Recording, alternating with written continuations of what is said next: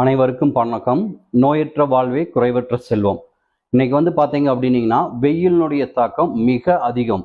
அதனால வரக்கூடிய பிரச்சனைகள் பார்த்தீங்கன்னா வயிற்று சம்மந்தப்பட்ட பிரச்சனைகள், கண் சம்மந்தப்பட்ட பிரச்சனைகள், தோல் சம்மந்தப்பட்ட பிரச்சனைகள் என்று நிறைய வருது.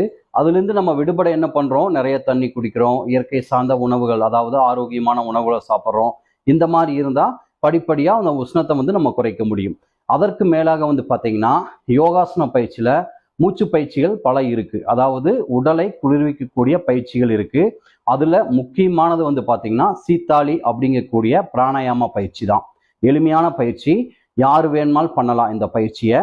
இதயம் சம்மந்தப்பட்ட பிரச்சனை இருக்கிறவங்க மட்டும் யோகா மாஸ்டர் துணை கொண்டு நீங்கள் செய்யலாம். அதாவது நம்முடைய உமிழ்நீரில் இருக்கக்கூடிய குளிர்ச்சியான காற்றை உள்ளே கொண்டு போய் வெப்பமான காற்றை வெளியே கொண்டு வர்றது தான் இந்த பயிற்சி. பாருங்கள், நீங்கள் வஜ்ராசனாவிலையும் உட்காந்துக்கலாம், இல்லைன்னா சமணம் போட்டு உட்காந்துக்கலாம். வஜ்ராசனாவில் உட்கார முடியாதவங்க சமணம் போட்டு நல்லா நிமிர்ந்து உட்காந்துட்டு உங்களுடைய நாக்கை பைப்பு மாதிரி நாக்கை நல்லா வெளியே நீட்டி பைப்பு மாதிரி ரோல் பண்ணிக்கோங்க. பண்ணிட்டு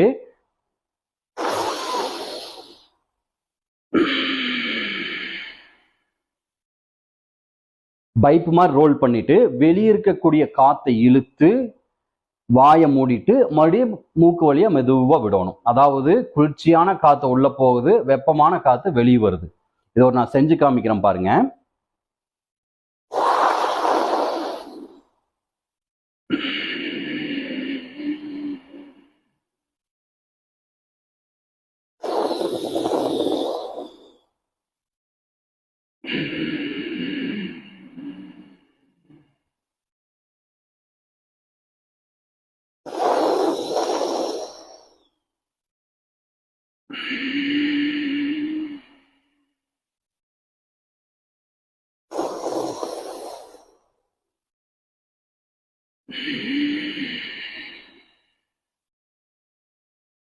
இந்த மாதிரி தினமும் காலை அல்லது மாலையில் நீங்கள் ஒரு 10 எண்ணிக்கையில் பண்ணலாம். அதாவது முதல் நாள் ஒரு 10 எண்ணிக்கை அப்படின்னா அடுத்த நாள் ஒரு 2 எண்ணிக்கை அதிகம் பண்ணிக்கோங்க.